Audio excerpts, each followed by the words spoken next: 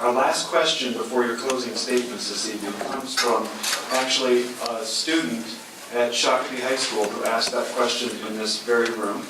And because of the time constraints, I'm going to ask you to keep your answers to 30 seconds. Do you support individual property owners installing windmills for power generation on their property?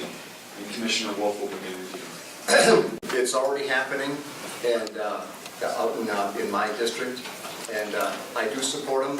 I don't know if it's the wave of the future or what it is, but as long as they have proper setbacks from property lines and other structures, fine.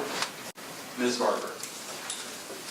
I echo that. As long as it's within the guidelines that are out there, it's not something I think that we ever will stop.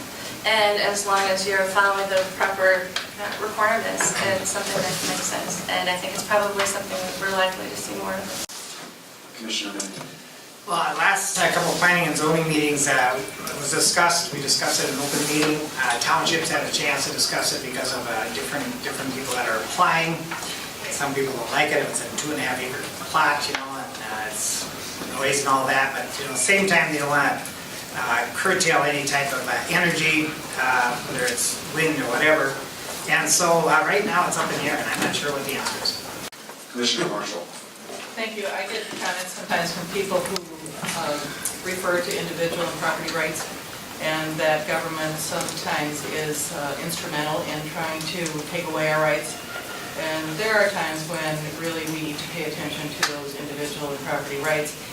As far as the safety goes, if it is a safe area and if they need setbacks and if they should come down for some reason, it's not going to impact the safety of the people on that property or neighbors, then they should be fine. Commissioner Ulrich. I kind of feel that these may only be suited where there's larger acreage in the townships. There's the rights of the person that wants the windmill, but there's also the person that lives next door. So I want to make sure there's some acreage separating properties so they can work together in a community. So I don't see them as candidates for a more urbanized part of the town. I have some concerns aesthetically. If you've been to an area that is peppered or dotted, whatever phrase you want to use, with windmills, it can take your breath away, which isn't as great of a pun as Mr. Menden had, but I kind of so.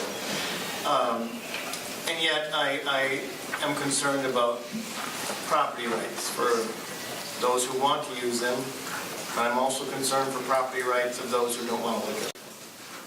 Commissioner Wagner. I think it boils down to property rights, what people can do and what the neighbors, whatever. And I really do think that the cities need to have some open houses, get a lot of input.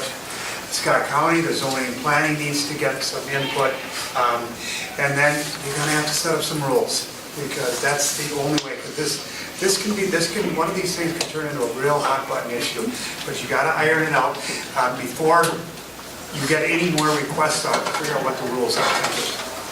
Mr. Lawrence. Overall, I would say yes. Of course, there has to be situations looked at in terms of setbacks. If that windmill were to go down, would it fall on the property the property owner has. But energy conservation is important. We hear so much about generation, whether it be wind, whether it be solar. Another board I sit on that actually is an energy provider. We talk about electricity increasing possibly 5% per year for the next couple of years. And so therefore, I would say that generation is important and I would support it.